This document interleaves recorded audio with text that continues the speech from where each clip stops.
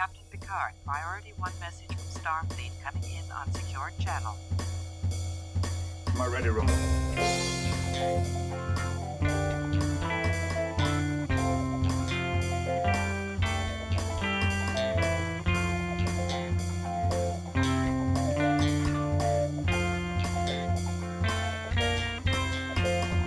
Hello and welcome to the Readier Room, the only and longest running, and to be honest, the best Star Trek The Next Generation rewatch podcast.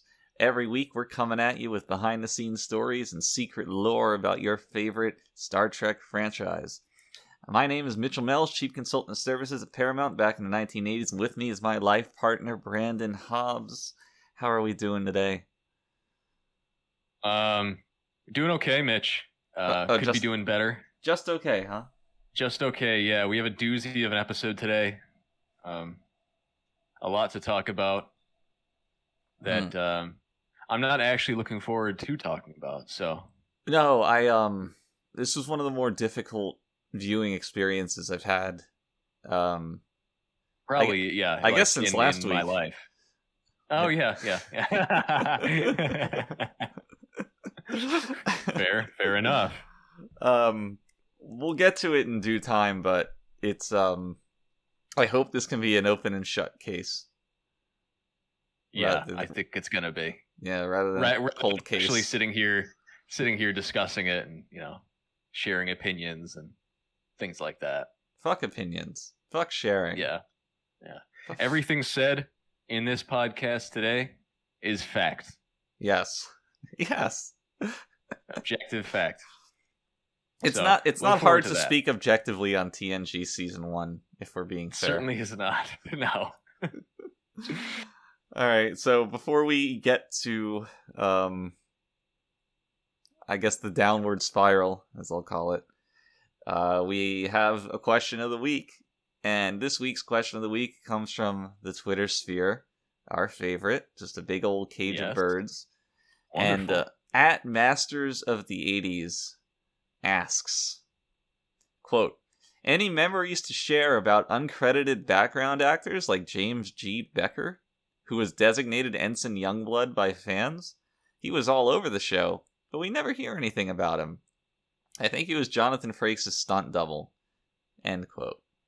Well, I'm glad you asked, Masters of the 80s, if that is your real name. So, we have some Youngblood stories. I'll tell you my favorite one, the one that was most enjoyable for me in particular. Once we caught wind of that nickname on like the fan circuit, the conventions and all that, we were merciless in using it. The staff kind of behind Becker's back, we would use it as a way to mock him. Just some light bullying, some light teasing. But it was kind of fun because of, Youngblood. How ridiculous is that? It's kind of a silly name. So, it was this in-joke among the staffers. We'd, look to each other and quote, oh, watch out, Youngblood coming through. Or, you pulled a real Youngblood there. Sorry, I can't help it. I'm such a Youngblood. And this went on for a long time, I think.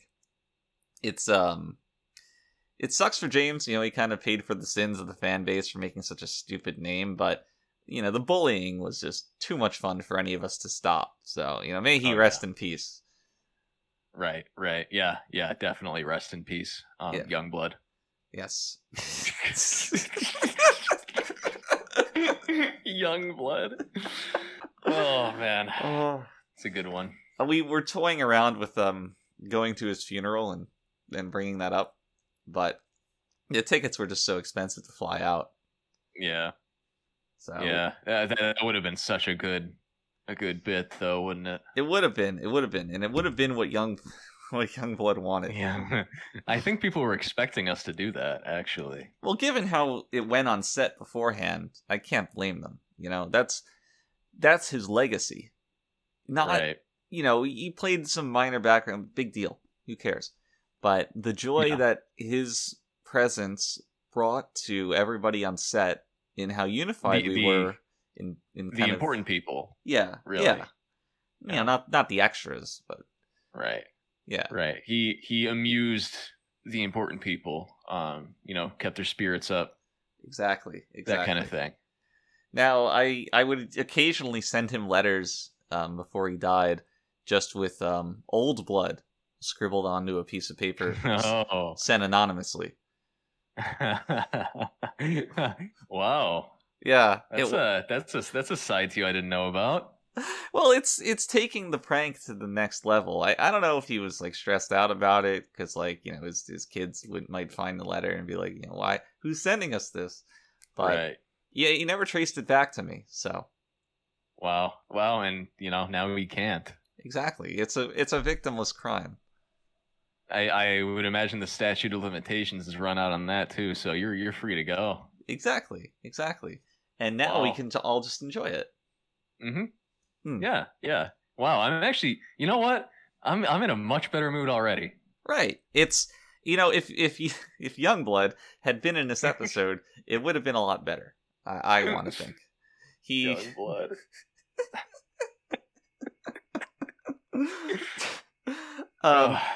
So good question. Thanks for bringing back the good memories. Yeah, thank you. Thank you, Masters of the 80s. You're about 40 years out of date, but that's fine. Anyway, if you guys at home, you have your own question of the week you want to ask, you can always email it to us at thereadierroom@gmail.com, or you can tweet at us at thereadierroom. And if it's a good question, we'll answer it. And if it's a bad question, we'll make fun of you. All right. Yeah. So, speaking of making fun of things, this week we're talking about an episode of Star Trek: The Next Generation, episode 21-ish, called "We'll Always Have Paris." Mm-hmm. And not a good episode. No, not at all. Just completely. How do I want to say this? It feels, once the plot gets going, the conflict is too abstract. First of all, it's dealing with like some kind of time phenomenon. There's no real antagonist. Not much going in the way of like a tangible solution to this problem, and the discussion of the problem itself is just so abstract and boring that I can't help but fall asleep watching this episode. Which is it just feels like the crew has no stake in any of this the entire episode as well. I think a lot of those points are pretty salient. It's a shame though, because if you're gonna, before I see the episode, you tell me about it, and it's like, yeah, it's really dry plot about time streams and loops and such. I know you love that. I do love that. It's very boring, dry science fiction can be very good, except for the fact that just what's happening here is not very interesting. So what killed it for you? I think it's a combination of a few things. First, they didn't really execute the science aspect of the science fiction all that well. Secondly, the character stuff with Picard and his ex, his old flame, also right. was not very interesting either. And yeah, these two elements don't work well together. Either you can have like a Star Trek the movie super dry science fiction thing, or you can bring this human element into it. But one of those has to come at the expense of the other, because they don't just gel well. And when neither of them are executed particularly outstandingly, it's just an episode with, in addition to all of its other problems, also a bit of an identity crisis. Yeah, I mean, I don't think they necessarily need be mutually exclusive, but they're just, like you said, so poorly executed individually that the whole episode falls flat. And it's a shame, because I am obsessed with any episode that deals with Picard as a character or his past, putting him into situations where he's uncomfortable because he's such a commanding presence, day to day. in like a typical episode that when he's out of his element, it's really interesting. And it could have been really, I mean, Michelle Phillips, beautiful as ever. Another Fantasy Island alum, actually. That's like what the 10,000th Fantasy Island actor we had on the show. We just recruited from the reunions. She for some reason kept trying to give all the cast members' kids LSD. I'm not really sure what that was about, but she was a joy to work with. But she had no chemistry with Patrick. Yeah, and when you like the whole point of their character dynamic is how like fiery and passionate this relationship was before Picard ran out on it. You need to have something there. Mm-hmm. And I think there's no better scene to kind of portray this than the last scene they have together where they have a toast, right? And she takes one sip and then almost silently just walks away. I didn't really think much of it at the time, but put to words like that, it's you would think there'd be like a little bit of trepidation, or right. It's something like, I'm never going to see you again after not having seen you for so long. And I still think, I mean, and that's another thing. Do people really think about this stuff for like 20 years? No, maybe like children do, but right.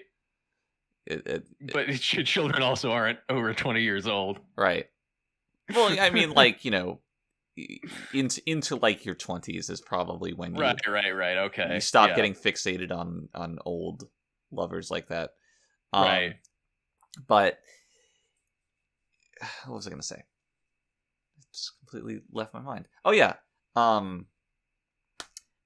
stuff at the beginning where they're showing Picard like being very awkward because he knows that he's going to encounter her, and he's like, oh, we have this history, and I'm not my usual self. I don't introduce myself by name because it's going to cause this thing. It's like that doesn't connect with this lack of chemistry and passion that we see. No, it doesn't. Because you can either have them not really give a fuck about each other, or you can have like this lingering heat between them, which causes Picard to act all awkwardly. But one has to lead into the other, and it doesn't.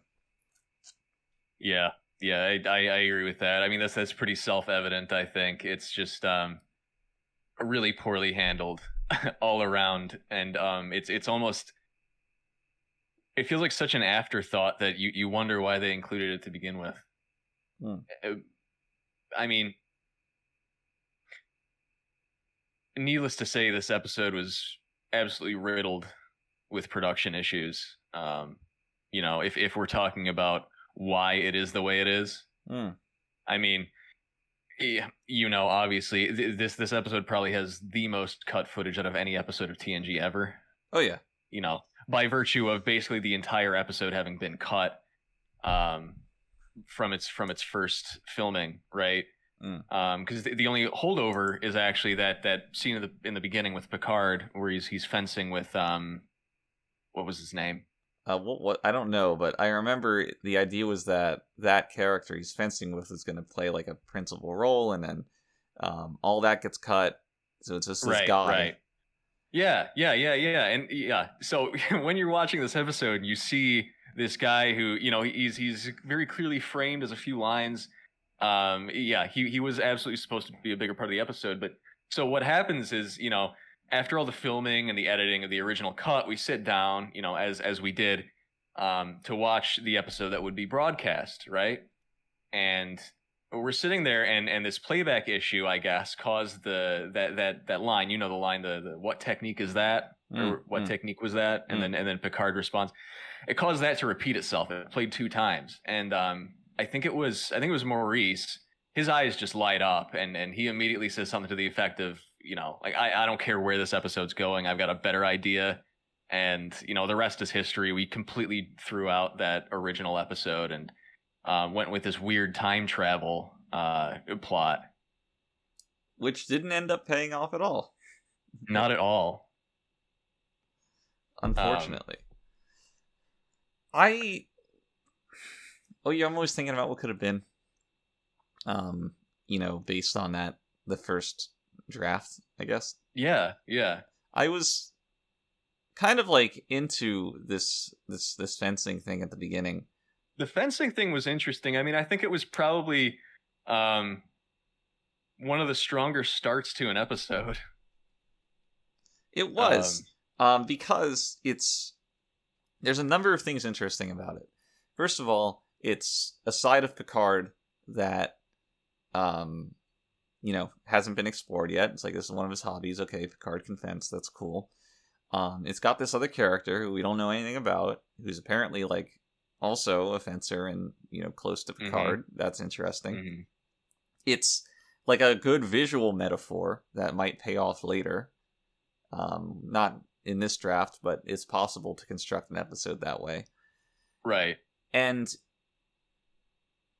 it's just unique. You don't really see characters, at least early on in TNG, sparring like that or doing physical activity. Later on, it kind of ramps up more and more with all like the Worf training stuff and all this stupid bullshit. Right.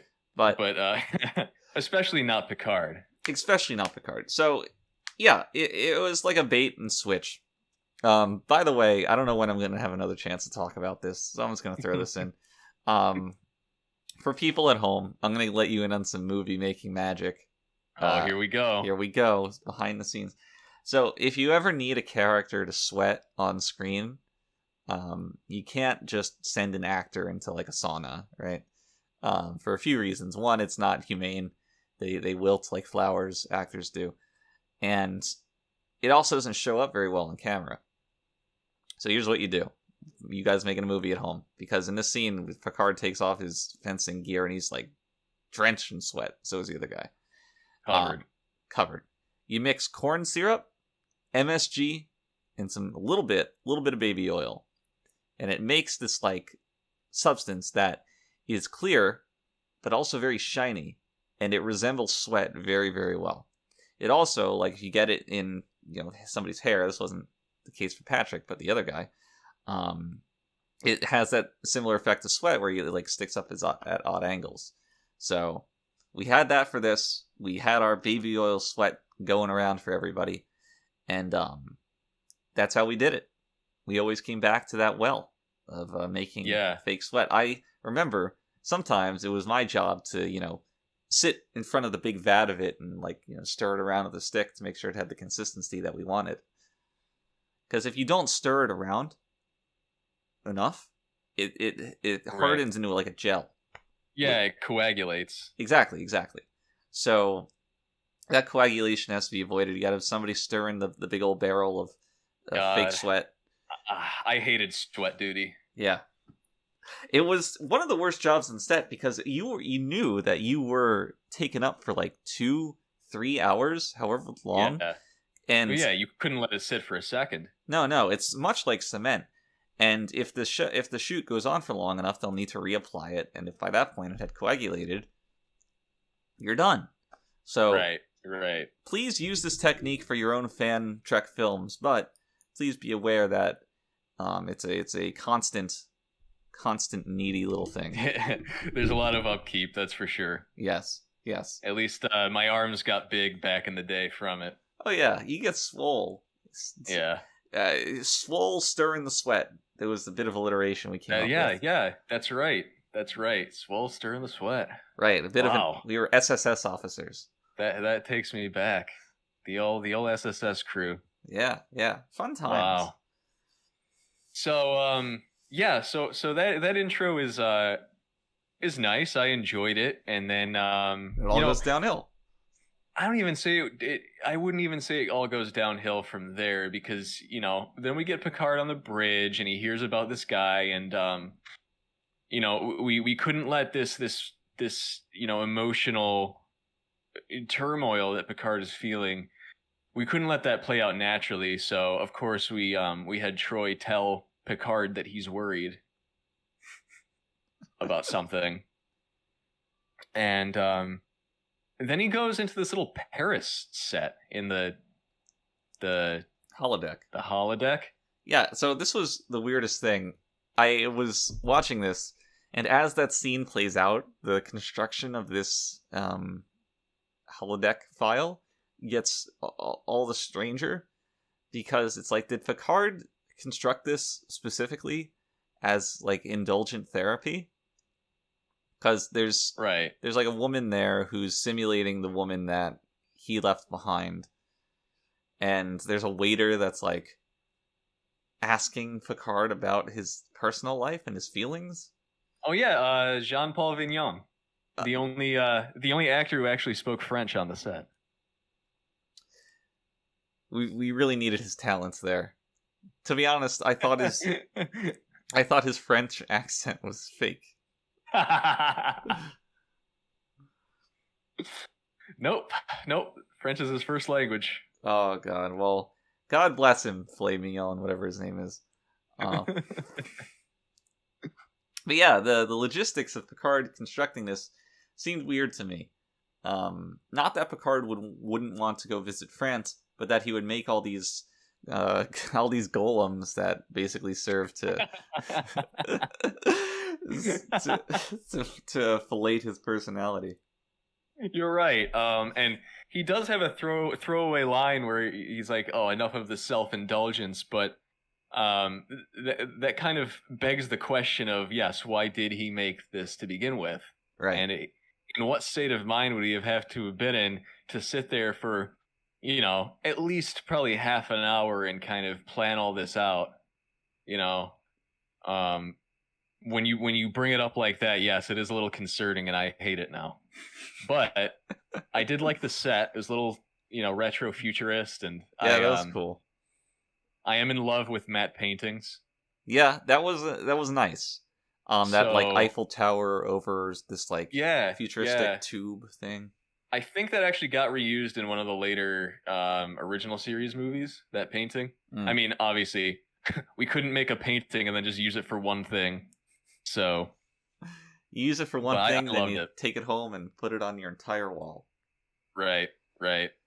Which is what I would do if I made them, but I'm not that good of an artist. No. Well, you're better than I am, as everybody saw on Twitter. That's true. I can do a good facial sketch. See, I can only do a good facial. But we know, Mitch. So yeah, right after this, I do need to bring this up because we're not going to be able to talk about it, unless you wanted to keep talking about the French. I feel like there was something. Oh, so this is a minor point, barely related to the French sense, so I don't know why I'm talking about it, but it's... So he dates this time of the French set as being like 20 years ago. Mm-hmm. And I'm always curious about futuristic fiction's depiction of the passage of time relative to cultural trends and looks. So, for example, the rate of technological advancement has only been accelerating.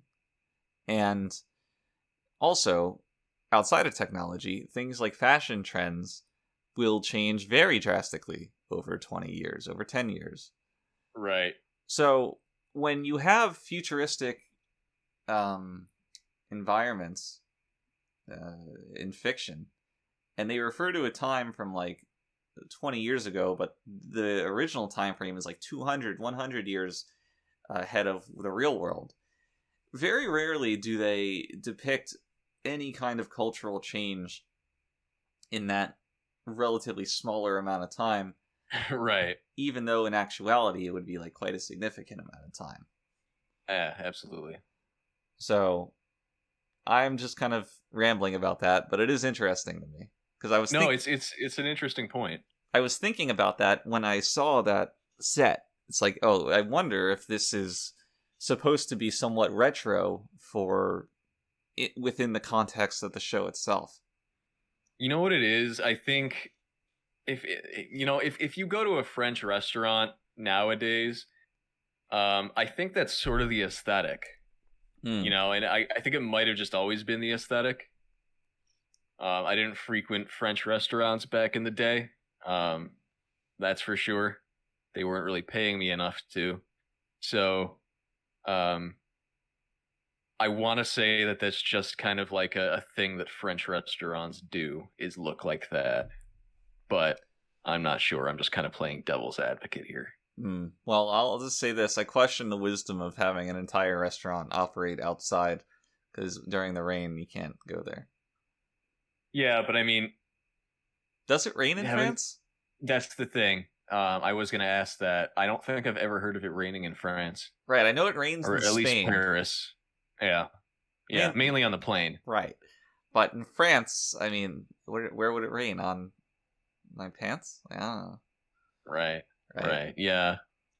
Yes, yeah, you're right. It does only rain where it rhymes. So, I don't know. After that, Picard only goes on that excursion in the brief time while they're traveling to meet the distress signal. Yeah. Which, based on the person who sent it, Picard immediately identifies as related to the time, the small time loop that occurred earlier. Okay, here's the thing. Mm-hmm. There's a line of dialogue from... I didn't write it down. I think it's from Riker, where they're on the radio, and Picard's like, "Bridge, did something happen? Because the time loop just occurred."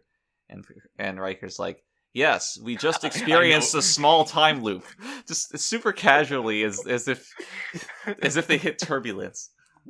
I wish I wrote this down as well. He says something really stupid.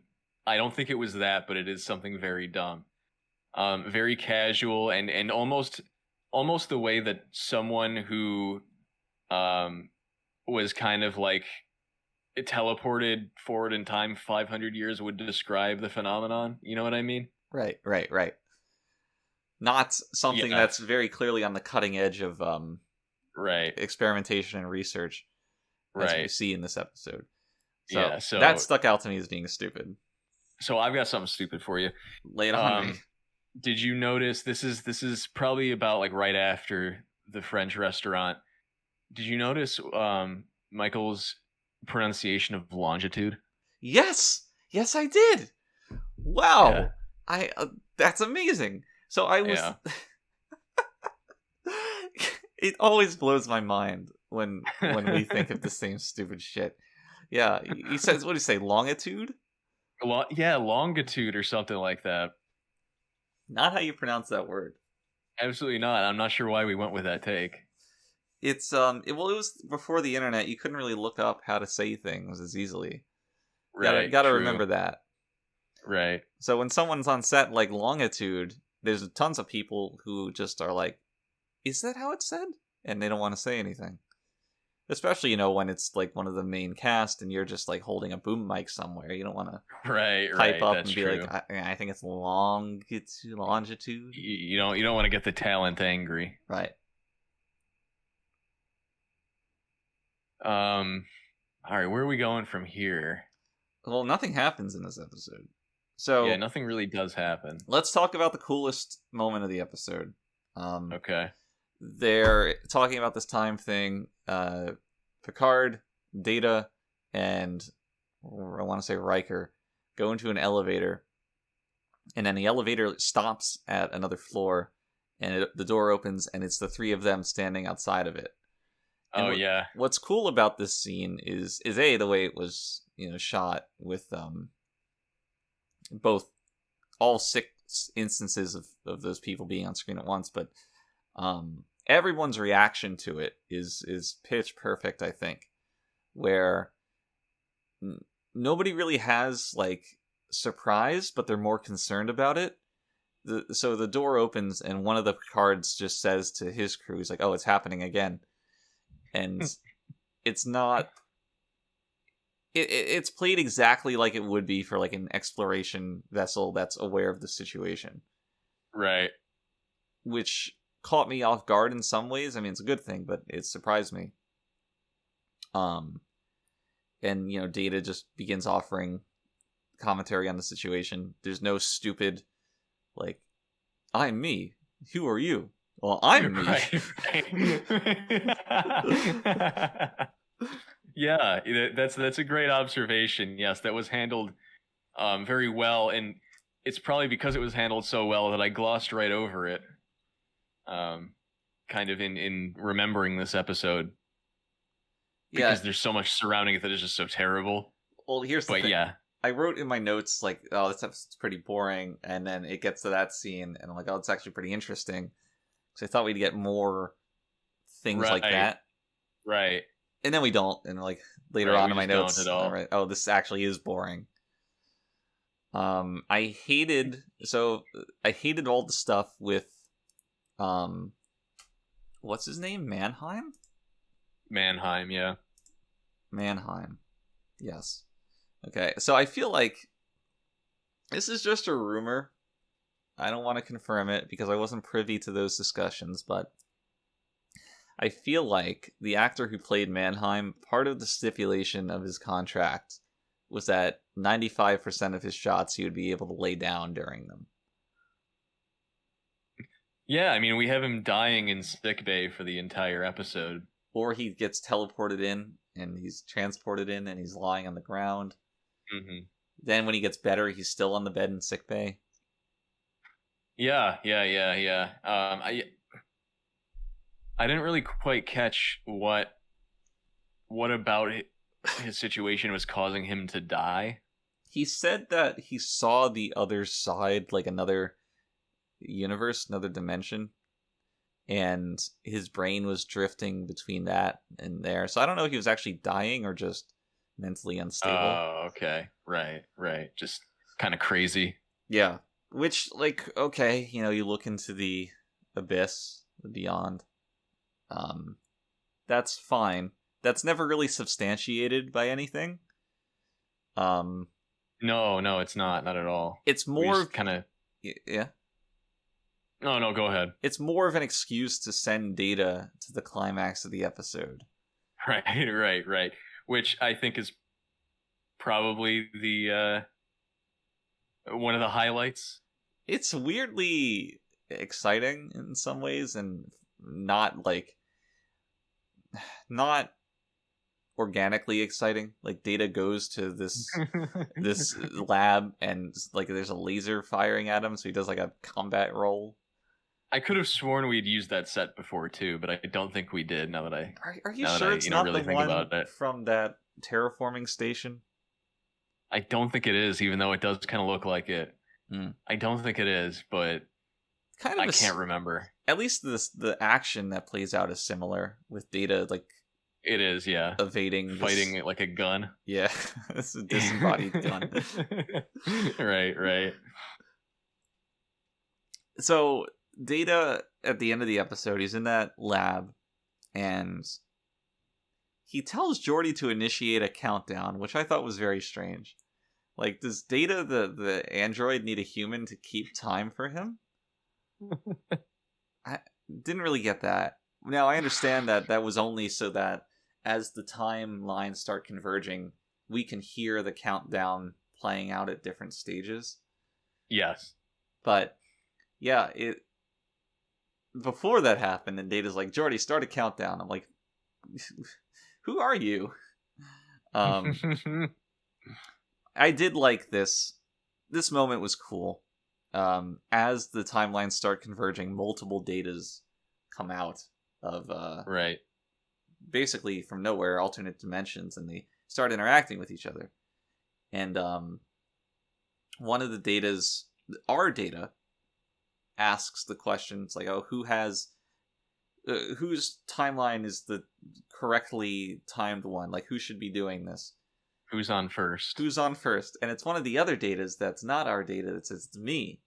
And because they're all Data, they're all robots, they're just like, oh yeah. And then they just execute the thing perfectly. Well, see, I was suspicious because the middle Data used a contraction, and I was wondering if it was really him. Oh my god. You're right. Yeah. Absolutely right. I hope someone got fired for that. So this was another bit of like trick photography, getting all these Datas in together, which was cool, but nobody at that point told Brent that this was how the scene was going to be shot. And I guess it kind of fucks with his expectations, because he had assumed that there would be a bunch of Brent Spiner lookalikes, like data doubles, appearing. Right. But we wanted to do the trick photography, but he wanted all these Brent adjacent actors to show up, the BAAs, he called them. Right. I think it was like an ego thing, to be surrounded by images of oneself, people putting in all this effort to look like you. Doesn't surprise me that Brent would have an ego. Didn't surprise me then. Doesn't surprise me now. Certainly not now. No. I mean, the BAs have only grown in number since then. Exactly. It's kind of like an army of BAAs, so it's the BAAA. Right. In fact, you've probably seen them, in daily life walking down the street. If you've ever seen someone and thought, that guy kind of looks like Brent Spiner, he's probably a BAA.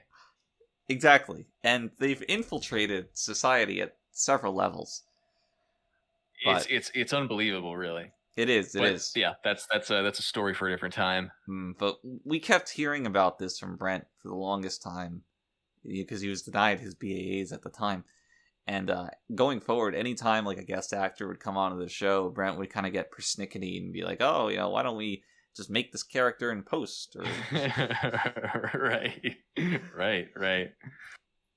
So a little bit of a diva, Brent was, but the scene itself was worth putting up with his griping because it was really cool. Yeah, it came out good. It was kind of funny. At least it had some kind of stakes, I guess. I don't know if it did have... yeah. The stakes were high. Yes, that's true. The stakes were weirdly high for an episode of TNG.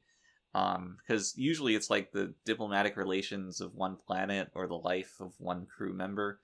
But now it's like the fabric of time-space that's at stake. Right. And the stakes were high. I'm not sure how high the tension was.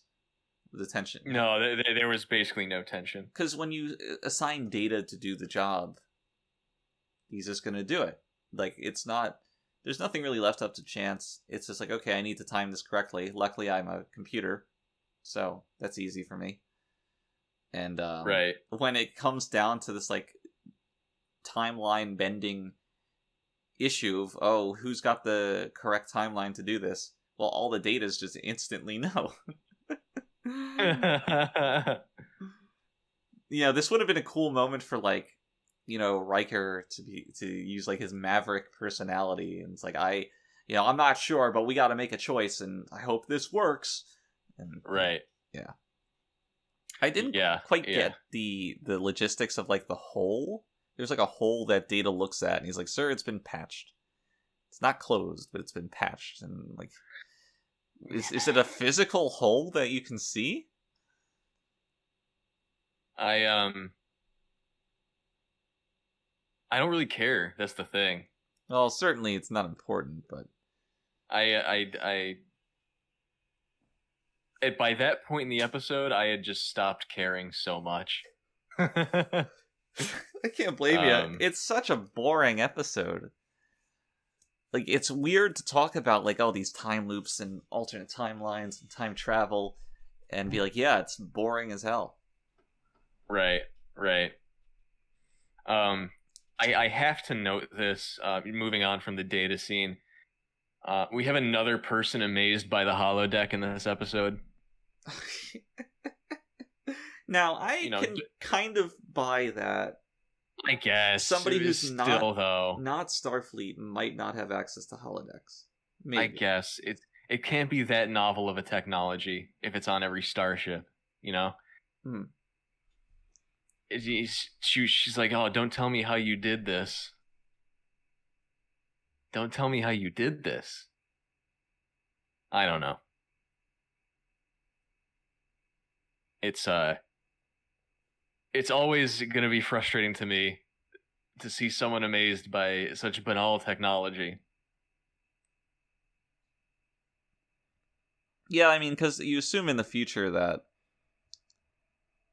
information can spread pretty easily, and even if you've never used a holodeck, you probably know about it. You would have to have heard of it, yes. Right. Like they probably have like demo stands at the future malls for them, Mm. So There's no way these people haven't encountered them before. But anyway, I don't want to hang too much on that. But I just wanted to point it out. It is worth keeping a running tally of. Yeah, for sure. That's why this episode's not good, because that's a scene that involves Michelle Phillips' character, who really just does nothing, and her presence also contributes nothing. For Picard's character, even. Picard's character doesn't even get developed over this episode. No, not at all. Because at the very beginning, we see him kind of... he goes into the cafe, and he's talking to the golem, and he's like, oh, maybe your lover's not here because he got scared. Scared of roots. Scared of staying in one place. And then that's just exactly what he tells Michelle Phillips. Yeah. Then that is the actual solution to the question. And there's no real reflection on this at all.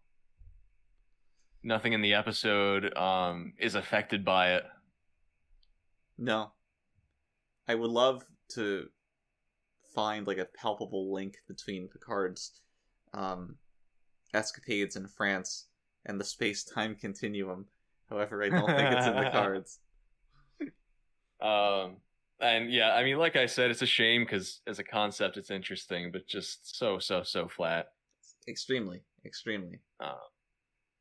You want to rewrite this episode? I would remove the Michelle Phillips and Mannheim characters. And just ratchet up the amount of weird space stuff handled in like a petty scientific way. Sure. Yeah, that's fine, I guess. Or just have like 43 minutes of fencing. Now that would be perfect. Yeah. There's many timelines out there of how this episode is made, and I think we got the worst one. Yeah. I don't really have much more to say, much more to add to that. It's bad. We've said that about a dozen times now. So yeah, it's weird because we've had bad episodes before that we could talk more about, but I think both you and I have we're at a bit of a loss about this. It's not bad in an interesting way. You said that you kind of checked out towards the end. I also did. I checked right back in at the very end when the most bizarre conversation in the history of the world takes place between Riker, Picard, and Troy. Yeah. Well, holds a special place in our hearts. It does. For the audience, you have probably noticed this already. This line that was said by Troy. It was Troy. So this episode was produced during the famous Writers Guild strike of 1988. I almost said 98. No, that's a different decade. Yes, that is a different decade. No, the strike of 1988. So that meant, of course, that this was the first time and not the last time that Mitch and I got to contribute to the actual script. Baby. Hey, baby. So, you can thank us for introducing the Zanza Men's Dance Palace into the Star Trek canon. I know plenty of fan fiction has been written about that. I think it has its own page on Memory Alpha. Oh, I bet it does. How can it not? How can it not? Yeah, easily. So, in a way, this episode does we can't hate this episode too much. Right, it is our episode. It is, yeah. It's kind of our baby, but maybe they should have listened to us a little bit more for the rest of the episode. Trek TNG would have gotten a few more Emmys had we had more say over things. Absolutely, would have been an Emmy collecting force. Well, I think that's going to do it for our talk on We'll Always Have Paris. We'll always have Paris. Unfortunately, Mitch. Unfortunately. It's a blight on the side of the hull that is TNG. Oh man. Well, I'm excited now because I get to ask you my question.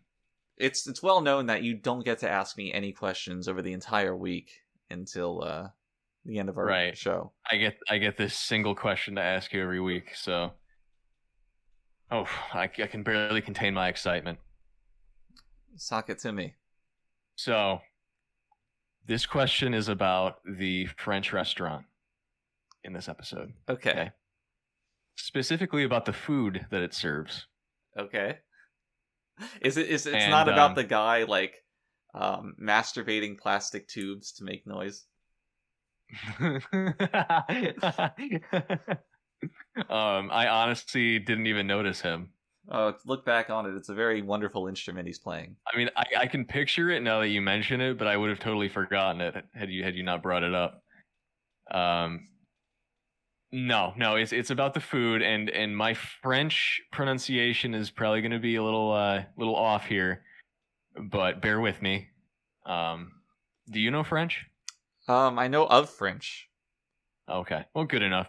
So, I believe the restaurant is called Café Artiste. Subtle. Right? And it serves all of the following except, and this is going to be multiple choice, okay? Croissants de lithium. Klingon targ à la mode. No way. Troublé dans les blanquettes. Mollusque Romulan Giant. And l'antimatter flambé. No. And I think it might be easier if you just take a look at what I've written down here. Okay. And you can tell me which one does not belong. All right, so here's the thing. They're all stupid. So we got... These were set in the episode? No. Oh. No, they're on the menu, however. This is some EU stuff? No, it's on the menu. Like, written on the set? It's on the printed menu, yeah. I never realized that. Okay. So we have lithium croissants. Literal Klingon. Tribbles. Okay, I didn't realize that from the pronunciation. Yeah. Troublé. Yeah. Troublé. Romulans and antimatter flambe. Okay. This is all stupid. It's all stupid. So, I'm gonna assume it's not a trick question. Like, they're all on the menu. Although I would believe it. I don't remember this. It's not a trick question. It's not a trick question. I'm coming down between antimatter flambe and lithium croissants.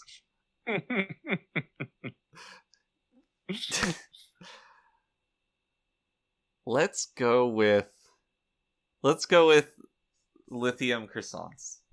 Okay, so A. A, final answer. Final answer. The correct answer is D. I made that one up. Really, the Romulans? Yeah.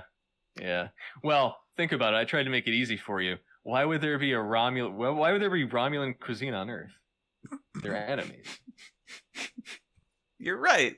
I didn't really think about that. I know that from my lore knowledge that they regularly ship in tribbles for consumption purposes. Of course. I see. I tried to make it easy on you, Mitch. I dropped the ball. You did. I finally got you. It feels good. Finally got me, just forgetting the streak of like 7 questions in a row I got wrong at the beginning. That's all right. You had a pretty long streak of getting them right, so I'll have to bounce back next time. I didn't have my lithium croissants this morning, so I'm kind of right. not in the right state of mind.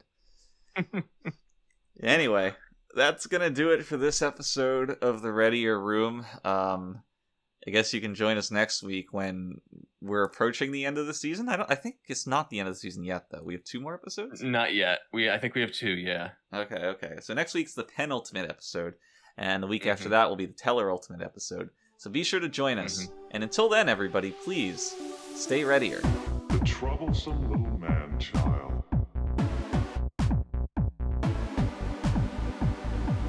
Consider that in the history of many worlds, there have always been disposable creatures.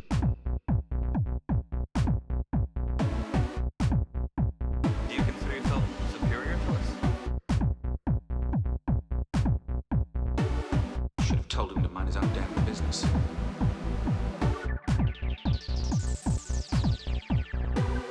When I stroke the beard thusly, do I not appear more intellectual? Computer!